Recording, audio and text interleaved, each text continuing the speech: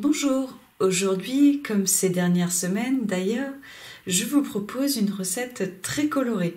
C'est une façon de voir le bon côté de l'automne, pendant lequel on peut profiter de magnifiques légumes et ainsi oublier les côtés un peu moins sympas de l'automne, comme les brumes et le froid. Aujourd'hui, j'ai donc préparé une tarte flambée aux bêtes. Alors, une tarte flambée, c'est-à-dire une flamme-cuche. L'avantage de cette recette, c'est qu'on va utiliser les bêtes dans leur intégralité, les feuilles pour faire un pesto et les côtes colorées pour décorer la tarte flambée. Il faut une botte de bêtes, c'est-à-dire à peu près 400 grammes, une gousse d'ail ou plusieurs si vous aimez ça, 50 grammes de fromage d'Appenzell. C'est de l'Appenzell dans la recette que j'ai trouvée sur foubi.ch, mais tout autre fromage à pâte dure qui a du goût fera l'affaire. 2 cuillères à soupe de noisettes en poudre, 50 ml d'huile d'olive, un quart de cuillère à café de sel, une pâte à tarte, alors toute fine comme pour une flamme-cuche ou une pâte à pizza, ça va très bien, 100 g de fromage frais et 80 g de lardons ou de rondelles de saucisse, ce que vous avez disponible. On va donc préparer un pesto avec les feuilles des côtes de bête. On prélève les feuilles, on les lave, on les essore, on les mélange avec les autres ingrédients, donc avec l'ail, le fromage, les noisettes, l'huile d'olive.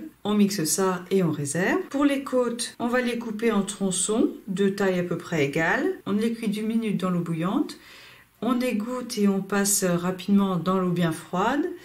On les sèche et on les met de côté. Pour le montage, je prépare la pâte à tarte, je la dépose sur une feuille de cuisson. J'étale dessus le fromage frais, 2 tiers du pesto et les saucisses. Chez moi, c'était des saucisses, ce sera peut-être du lard chez vous. Je cuis ainsi 15 minutes à 220 degrés. On mélange nos côtes bien séchées avec une cuillère à soupe d'huile d'olive et un quart de cuillère à café de sel.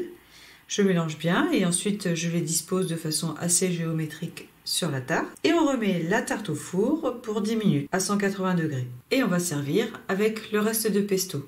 Sachez d'ailleurs que ce pesto est aussi très bon dans la soupe. Il va bien relever une soupe un peu fade, c'est ce que j'ai fait, c'était très bien. Voilà, j'espère que cette recette va vous inspirer pour utiliser vos bêtes colorées. C'est vraiment une façon sympa et pratique. Pour d'autres recettes colorées pour profiter de l'automne, je vous recommande toutes ces recettes de dessert avec des courges, du butternut, du potimarron, notamment cette délicieuse et généreuse pumpkin pie. À bientôt!